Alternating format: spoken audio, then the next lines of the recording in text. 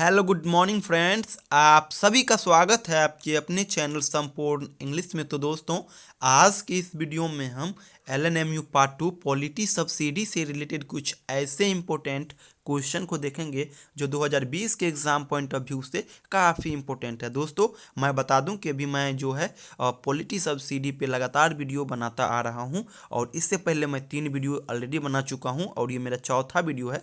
आप जितना भी वीडियो मैं यहाँ पे बना रहा हूँ आप सभी को देखना, क्योंकि ये जितना भी वीडियो है उसमें मैंने वैसा क्वेश्चन को ही इंक्लूड किया हूँ जो 2020 के एग्जाम पॉइंट ऑफ व्यू से बहुत ही महत्वपूर्ण है। तो चलिए, आज की इस वीडियो में हम फंडामेंटल राइट्स यानी कि मौलिक अधिकार को देखेंगे दोस्तों। और मौलिक अधिकार में क्या क्या महत्वपूर्ण बनता है क्वेश्चन, तो मौलिक अधिकार में जो महत्वपूर्ण क्वेश्चन बनता है यही बनता है कि मौलिक अधिकार किस आर्टिकल में है, किस पार्ट में है संविधान के, मौलिक अधिकार किन देश से लिया गया है, उसके बाद कौन कौन से मौलिक अधिकार है, मौलिक अधिकार क्या है, या फिर इतने इससे रिलेटेड जितना भी कुछ बेसिक क्वेश्चन, बार बार कह रहा हूँ मौलिक अधिकार, ये फंडामेंटल राइट्स जो है ये बहुत बड़ा टॉपिक है, लेकिन यहाँ पे मैं उसको उतना नहीं पढ़ रहा हूँ, बस उतना पढ़ रहा हूँ जहाँ से कि एग्जाम में क्वेश्चन आ रहे हैं। क्योंकि अभी जो मैं रिव्यू किया हूँ 2-4 साल के क्वेश्चन का, फंडामेंटल राइट से जो क्वेश्चन आए हैं उसमें यही देख रहा हूँ कि सिंपल सिंपल क्वेश्चन लिया गया है कि फंडामेंटल राइट्स कितने प्रकार के कितने होते हैं, और ऑप्शन में दे देते हैं कि निम्नलिखित में से कौन सा फंडामेंटल राइट्स है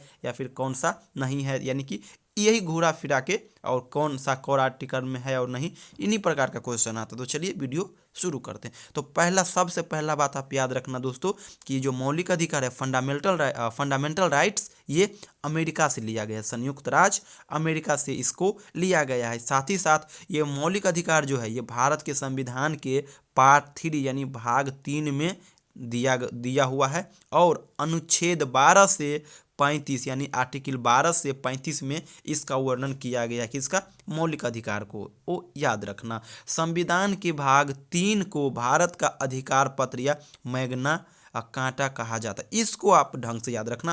क्वेश्चन आएगा कि निम्नलिखित में से संविधान के किस भाग को मैग्ना कांटा कहा जाता है। देखना, अधिकार पत्र 9 के बराबर आएगा, मैग्ना कांटा को ही आपको देवनागरी लिपि में लिख करके आएगा। तो किसको, तो संविधान के पार्ट 3 को मैग्ना कांटा कहा जाता है। और ऐसे भी जा सकता है कि संविधान के मैग्ना कांटा के रूप में किस किस पार्ट को जाना जाता है, तो किसको, पार्ट भाग को। ये भी आएगा कि भाग 3 में, संविधान के भाग 3 में कौन सी चीज़ का वर्णन किया गया है, तो किसका, मौलिक अधिकार का, फंडामेंटल राइट्स का। यानी कि फंडामेंटल राइट्स जो है ये अमेरिका से लिया गया है, और इसका जो वर्णन है ये आर्टिकल 12 से 35 में किया गया है। साथ ही साथ पार्ट 3 में, साथ ही साथ इसे बोल रहा है इसे मूल अधिकारों का जन्मदाता कहा जाता है। इसे क्या कहा जाता है, मूल अधिकारों का जन्मदाता।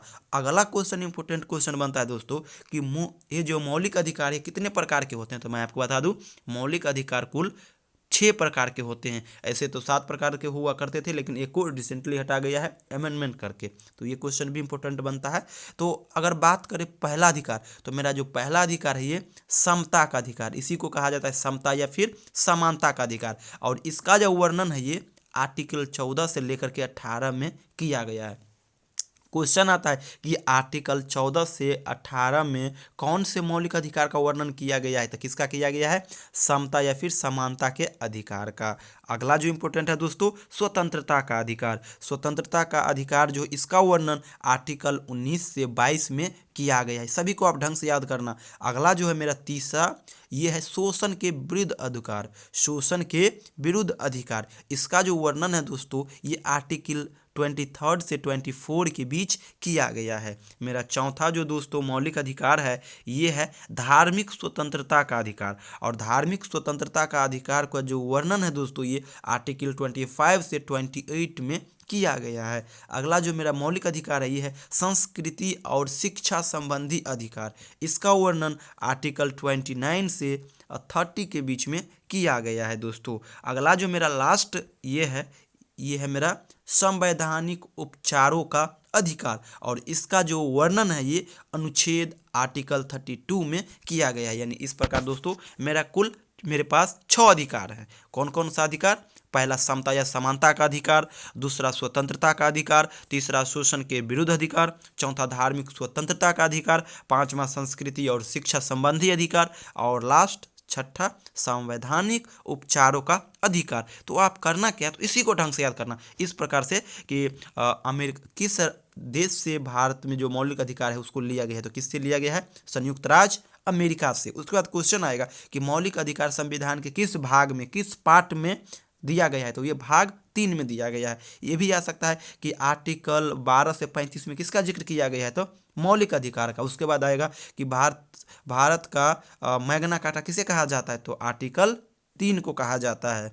और ये भी आएगा कि समानता या फिर समता का अधिकार कौन से आर्टिकल में वर्णित है। इस प्रकार से भी क्वेश्चन आएगा। इस प्रकार से भी आएगा, निम्नलिखित में से कौन सा मूल मौलिक अधिकार नहीं है, आपके पास दे देगा समता का अधिकार, स्वतंत्रता का अधिकार, शोषण के विरुद्ध अधिकार और संपत्ति का अधिकार। ये क्वेश्चन आया हुआ है, लेकिन यहाँ पे आप देख रहे हैं 6 में से कहीं पे संपत्ति का अधिकार नहीं दिया हुआ है, इसलिए संपत्ति का अधिकार मौलिक अधिकार नहीं होगा। तो वही मेरा आंसर सही हो जाएगा, लेकिन क्वेश्चन के अकॉर्डिंग वो वाला इसके अनुसार ये गलत होगा। तो इस प्रकार से आप याद रखना, क्वेश्चन अगर आएगा तो ये बेसिक क्वेश्चन अभी आ रहा है, इसलिए मैं बेसिक चीज़ बता रहा हूँ, क्योंकि मौलिक अधिकार जो है ना, फंडामेंटल राइट्स, ये एक बहुत बड़ा टॉपिक है। इसको ये सिर्फ छोटे मोटे एग्जाम के लिए ही नहीं इंपॉर्टेंट है, बल्कि यूपीएससी में भी यहाँ से क्वेश्चन आता है, इसलिए मैं सिर्फ वही क्वेश्चन बताया जहाँ से आने की संभावना है। तो दोस्तों इसको आप ढंग से प्रिपेयर करना। इससे पहले मैं 3 वीडियो बना चुका हूँ, उसको देखना। और बार बार कह रहा हूँ कि सबसे पहले आप सिलेबस, अभी भी 2-3 दिन का समय है, सबसे पहले आप सिलेबस देखो, और सिलेबस में क्या क्या दिया गया है उसको अपने,